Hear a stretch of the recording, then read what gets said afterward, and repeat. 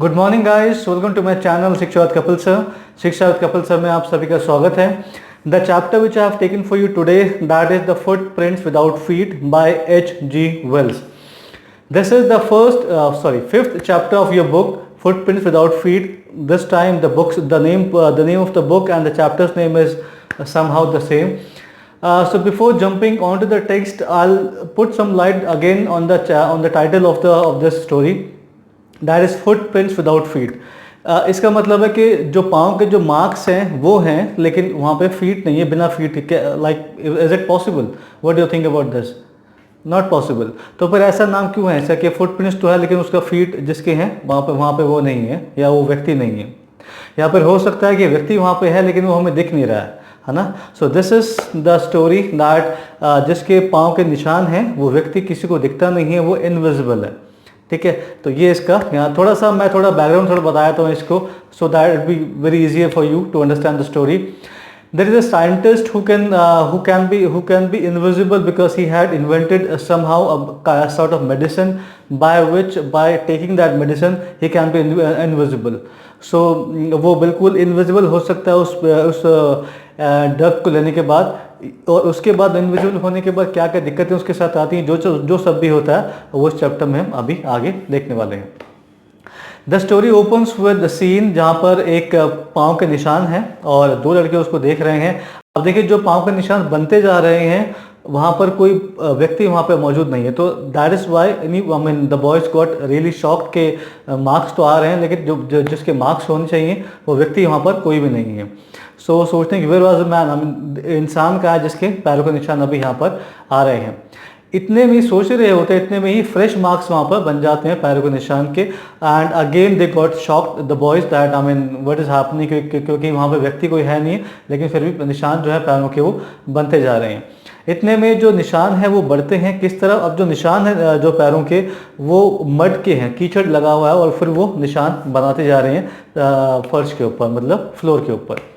आप इतने सोच रहे होते लड़के, इतने में जो निशान है वो बढ़ते हैं नीचे की तरफ, जहाँ पे थोड़ा स्ट्रीट का एरिया है वो है उस तरफ, नीचे की तरफ वो निशान बढ़ते जाते हैं। पहले थोड़े फेंट होते हैं, फिर और फेंट होते हैं, और उसके बाद वो निशान गायब हो जाते हैं। अब सवाल ये उठता है कि ये है कौन, किसके निशान हैं? He is a scientist whose name is Griffin. Griffin scientist who invented that, who discovered how to become invisible by some drugs. उसने एक ड्रग्स इन्वेंट किया जिसकी वो आप इनविजिबल हो सकते हैं कुछ समय के लिए। समय हालांकि मेंशन नहीं किया स्टोरी के अंदर कितने टाइम के लिए हो सकता है वो, बट इनविजिबल आप हो सकते हैं कुछ समय के लिए। सो इवेंचुअली जो मेडिसिन बहुत समय से वो काम कर रहा था, इवेंचुअली उसको सक्सेस मिलता है उसके अंदर, और वो जब ड्रग लेता है वो, तो ही कैन बी इनविजिबल। उसके बाद ग्रिफिन के बारे में बताया गया थोड़ा सा उसके डिस्क्रिप्शन के अंदर, he was a lawless person. इसका मतलब होता है कि the person who does not believe in laws, जो लॉ हैं, जो कानून है, उनको ज़्यादा वो मानता नहीं है, वो डिसलाइक करता है, मतलब उसको पसंद नहीं आते, या फिर कह सकते हैं कोई लॉ ब्रेकर है, वो लॉ ब्रेक्स करता रहता है, ऐसा हम कह सकते हैं। ऐसा कहाँ से मालूम पड़ता है कि इस समय उसका जिस घर को उस रेंट पे लिया हुआ था, उसका जो ओनर था, he sort of disliked him due to some reason, and he asked him to leave the house. But गुस्से के अंदर जब उसके मालिक ने कहा कि आप घर को छोड़ दो, तो गुस्से के अंदर क्या किया हमारे साइंटिस्ट ने, ग्रिफिन ने, उसने उस घर को आग लगा दी। He set that particular house on fire. So जब वो भागा वहाँ से, इनविजिबल हो चुका था वो दवाई लेके, जब वो भागा वहाँ से तो people ran after him, so he had to take off his clothes. उसको अपने, बिकॉज देखिए जो बॉडी है, बॉडी आपकी ड्रग से इफेक्ट बॉडी के ऊपर आता है, तो बॉडी आपकी जो है वो इनविजिबल हुई है, लेकिन जो क्लोथ्स हैं, जो कपड़े हैं, वो तो विजिबल है ना, वो तो आपकी बॉडी का पार्ट नहीं है, वो तो अलग से आप पहनते हैं। तो जो क्लोथ्स वो visible, so because he was very close, people were able to recognise के कहाँ पर वो है, तो इसलिए उसको भागना पड़ता है without clothes. He had to take off his clothes and then he had to run. तभी जो उसका है, जो पाँव पड़ता है कीचड़ के ऊपर और मड के ऊपर, और तभी जो निशान जो जहाँ से कहानी शुरू होती है हमारी, तभी निशान दिखते हैं दो लड़कों को जो कि मड की कीचड़ के होते हैं, और वहीं से वो फिर चलता है आगे। Okay, so sir immediately he became homeless. अब उसके पास पैसा नहीं है, घर नहीं है, एंड ही वॉज इनविजिबल। अब देख जो सिचुएशन वो ये है कि he doesn't have money, he has no home, और वो इनविजिबल भी है। तो हमें किसी के सामने जाके कहना भी चाहे, if in case he wanted some help, he can't say because he is invisible too. उसके बाद हालांकि जो लड़के होते हैं जो पीछे पड़े होते हैं उसके लिए उससे उससे बहुत ईजीली वो छूट जाता है, बहुत ईजीली बचना बड़ा आसान होता है because he was invisible already. But the thing is that जो टाइम है इस वक्त का, that is January. January means in England, क्योंकि ये कहानी जो इंग्लैंड की है, तो इंग्लैंड के अंदर देखिए जनवरी का महीना जो होता है वो होता है विंटर्स का। अब बहुत चिली विंटर्स है, बहुत ही तेज़ हवाएं चल रही हैं। अब that is really difficult for him to stay outside without clothes. कपड़े उतार तो दिए लेकिन अब उसको पहनना बहुत ज़रूरी है। तो तभी वो डिसाइड करता है कि किसी स्टोर में जाकर, और वो किसी शॉप में, बिकॉज इनविजिबल तो है ही वो, तो किसी भी स्टोर में जाकर वो कहता है कि मैं किस कपड़े वगैरह पहन लूँगा। तब एक स्टोर दिखता है लंदन में उसको, वहाँ पे he enter that store and invisible है, कोई नोबडी कुड सी। सो वहाँ से वो क्लोथ्स लेता है एंड ही कोट है and he became visible again. अब होता क्या है कि बॉडी इनविजिबल है, लेकिन क्योंकि उसने कपड़े पहन लिए क्लोथ जब उस शोरूम में जाने के बाद, तो ही बिकेम इनविजिबल अगेन। अब जो उसका शोल्डर जहाँ तक कपड़ा है यहाँ पे, और जो उसने हैट पहनी है वहाँ के जो बीच का एरिया, दैट इज़ इनविजिबल, मतलब उसका मुंह इनविजिबल अभी भी है। But he took out some clothes from the showroom and जहाँ पे गया है वो, और वहाँ से उसने कुछ कपड़े पहने हैं और वो दोबारा से विजिबल हो गया है। वहाँ से उसने कुछ खाने के लिए सामान निकाला, कोई कोल्ड फ्रिज में वगैरह में कोल्ड मीट था, he had that meat, cold meat, he drank something, some wine वगैरह थी वहाँ पे, he drank and because he was very tired because he has been running from people for a day, for the entire day, so थोड़ा tired है तो he slept. अब उसको एक क्विल्ट जो रज़ाई होती है उसका एक गट्ठा मिल जाता है, पाइल ऑफ क्विल्ट, वो उसके ऊपर सो जाता है, उसकी बहुत जल्दी आँख लग जाती है। अब सब कुछ बहुत ठीक था अगर वो अगले दिन टाइम पर उठकर वहाँ से निकल जाता, but that does not happen. होता क्या है कि वो सोया रह जाता है because of tiredness. And next day जो स्टोर का असिस्टेंट होता है, he reaches there and the moment scientist उसको देखता है, he got like kind of panic, वो पैनिक हो जाता है and he started running. Again I tell you because he is invisible but the body is invisible. जो clothes है अभी भी दिख रहे हैं वहाँ पे उसके, तो क्लोथ्स विजिबल हैं। तो जो शॉपकीपर होता है, जो असिस्टेंट होता है, he thought there is a man who is running and he is a thief और something, then people chased him, लोग पीछे भागते हैं। क्योंकि लोग पीछे भाग रहे हैं, so it is a bit kind of impossible for him to be safe again. Then again he had to take off his clothes. जो उसको कपड़े मिले होते हैं तो अगेन दोबारा से उसको कपड़े उतारने पड़ जाते हैं in order to save his life, तो उसको वहाँ पर उतारने पड़ गए सब कपड़े। अब दिस टाइम ही डिसाइडेड के not only clothes I wanted something else as well, like मुझे कुछ, क्योंकि देखिए फेस जो है उसका अभी भी इनविजिबल है। The moment he wear something, तो हैट भी अगर पहनता है तो हैट और यहाँ के बीच का जो एरिया होता है शोल्डर के ऊपर का, दैट इज स्टिल इनविजिबल। तो he decided to do something for that as well. So उसको डिसाइड करता है उसके बाद वो, that he will go to theatre जहाँ पे होते हैं, यहाँ पे ड्रामाज वगैरह होते हैं, उन लोगों के पास हर चीज़ अवेलेबल होती है, चीज ड्रेसअप के लिए, सब के लिए। तो he decided to go there. So he went to drug lane. Drug lane is a place where shops are available for all those things. So there he found a shop. He went inside invisible because वो तो invisible तो अभी तक है ही, वो invisible जाता तो है अंदर, लेकिन उसके बाद जब बाहर आता है सो ही बिकेम विजिबल बिकॉज उसके जो फेस है, फेस के ऊपर एक काइंड ऑफ बैंडेज वो लगा लेता है, लपेट लेता है। उसके पास एक फॉल्स नोज लगा लेता है, जो नकली नाक होती है वो लगा लेता है। हैट पहनता है, कोट पहनता है, ये सब पहन के तो पूरा जो है अब विजिबल हो चुका होता है। और वो डिसाइड करता है कि अगर मुझसे कोई पूछेगा फेस पे क्या हुआ, तो वो सोचता है कि मैं कह दूँ कि चोट वोट लग गई है कोई, और इसलिए मैंने टेप वगैरह लगा रखी। Now the thing is that he didn't want to stay in London now because lot of things have happened already. वो बहुत चीज़ें हो चुकी हैं, so उसको वो चाहता नहीं कि वो दोबारा अभी तक लंदन में रहे। So he wanted to go to some isolated place जहाँ पर वो शांति से रह सके। So he in this weather उसके बाद वो डिसाइड करता है इपिंग में जाने के लिए। Iping is a kind of place, और वहाँ पे बहुत इनका मतलब होता है जो चर्चेज होते हैं काइंड ऑफ, जहाँ पे जहाँ पे आप रुक सकते हैं, you can stay in those churches, that is called inn. So फिर वो एपिंग में जाता है and he booked 2 rooms in that particular inn, वो 2 रूम बुक करता है वहाँ पे। एंड हालांकि इस वेदर के अंदर, जो जनवरी का वेदर है, उस जनवरी के वेदर के अंदर वहाँ पे जब ठंड इतनी है, वहाँ पर जाना बहुत ज़्यादा लोग वहाँ पे आते नहीं हैं, बट समहाउ उसको वो पहुंच जाता है वहाँ पे, क्योंकि वो अनवांटेडली वहाँ पे पहुंच गया है। तो lot of people make lot of things, बहुत लोग बहुत सारी बातें करते हैं और ऐसा ऐसा होता है, लेकिन इसकी परवाह उसको नहीं होती। देन उसके जो इनके जो ओनर हैं, उनकी जो ओनर है, उनकी जो वाइफ है मिसेस हॉल, उन दोनों को सिर्फ एक चीज़ का मतलब होता है कि उनको जो रेंट है वो टाइम पे मिल जाए, तो उनको बाकी कोई ज़रूरत नहीं है कि कोई क्या कह रहा है, कोई क्या कह रहा है। And then and because he had some money as well, mister जो साइंटिस्ट होता है, he paid that lady missus Hall in advance, advance देता है उनको और वो कहता है मुझे रूम चाहिए। सिंस अब क्योंकि वो एक साइंटिस्ट भी होता है, बताता है वो मिसेस हॉल को कि वो साइंटिस्ट भी है, तो इस चीज़ से भी मिसेस हॉल थोड़ी इंप्रेस होती हैं। दूसरा, उसने पैसा जो एडवांस दे दिया, तो मिसेस हॉल को और क्या चाहिए, I mean she just wanted, she was a kind of money minded lady, so that is all he wanted. अगर कोई बात कर भी रहा है तो hardly matters for her.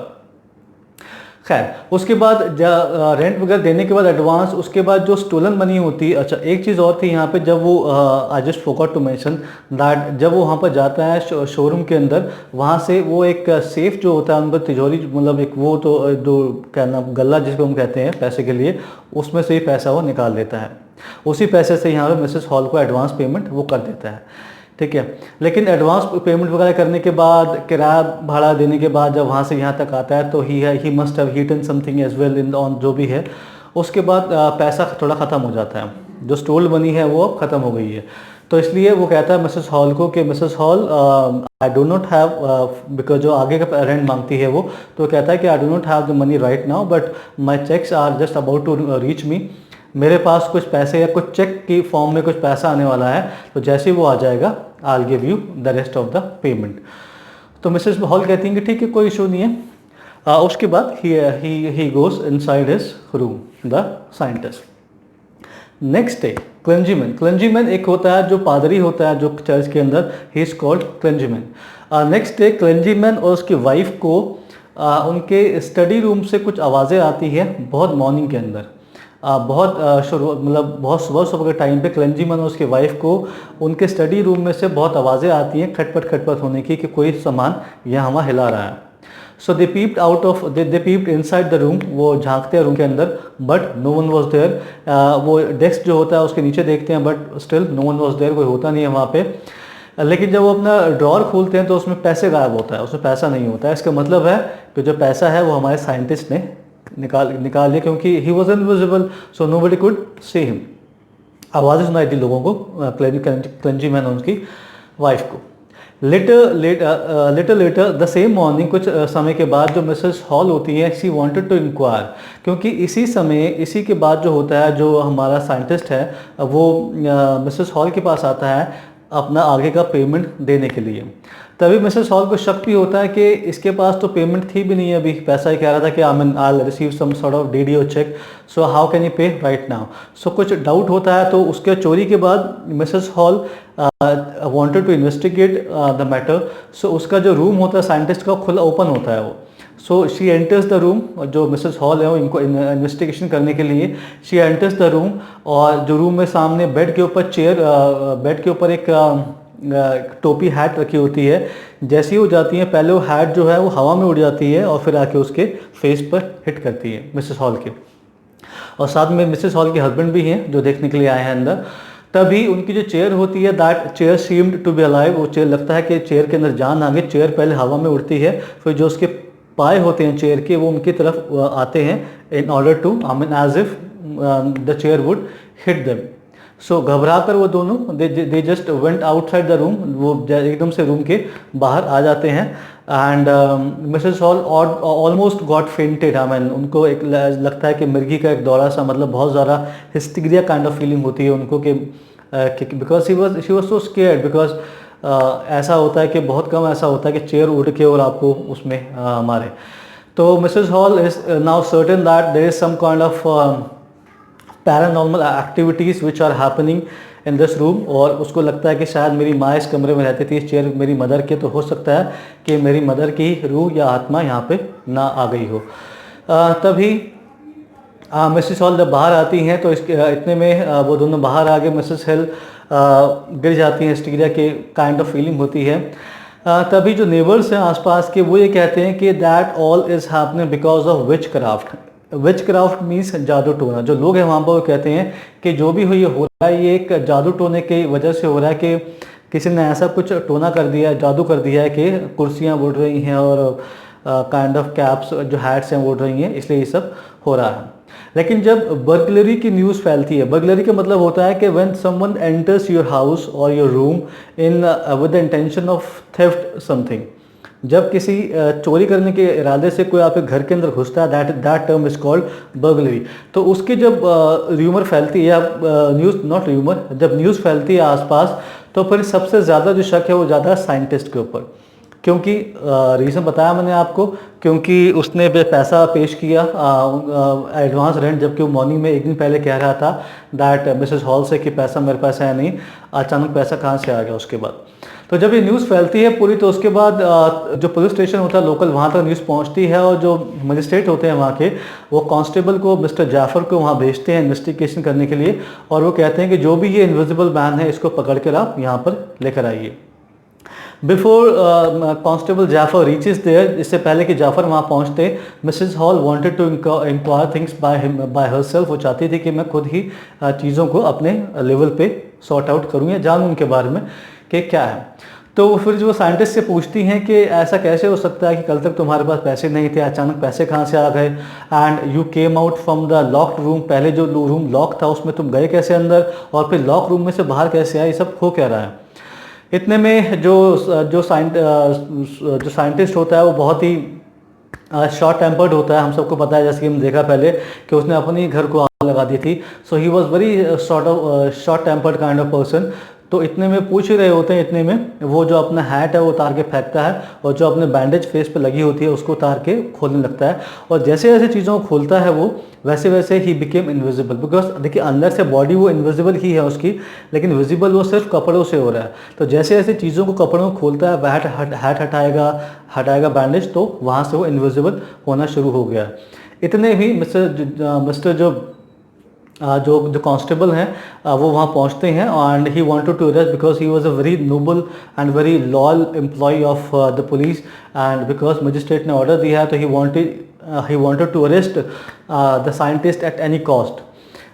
But that was a bit difficult for him because the person whom he wanted to arrest, that he is totally invisible. तो बहुत ही मुश्किल की घड़ी है उनके लिए कि किसी अनविजिबल को अरेस्ट करना, but still he give his best, and people जो लोग आसपास खड़े भी होते हैं, they wanted to help the constable, चाहते हैं कि वो हेल्प करें, लेकिन जो भी हेल्प करने के लिए कुछ बोलता है, he had a blow on his face, उसको एक मुक्का लगता है आउट ऑफ नोवेयर। तो जो मुक्का है वो साइंटिस्ट मार रहा है because he was very short tempered वो, एंड ही वॉज आयरेट कि वो क्यों आप इसकी हेल्प कर रहे हो। एंड कुछ टाइम के बाद after putting so much of effort, जो कांस्टेबल होता है उसके मुंह पे बहुत तेज सा एक पंच आता है, ब्लो आता है, एंड ही गॉट अनकॉन्शियस, वो अनकॉन्शियस हो जाता है वहाँ पे। एंड जो हमारा साइंटिस्ट है ही रैन फ्रॉम देयर, वो वहाँ से भाग जाता है। So guys, this is all from the story, and I hope that it is a very interesting story and very important for the chapter for the exams as well. And I hope that you have understood everything, all the situations in that story mentioned, and I hope that anything will be depending upon that chapter will be able to answer all of them.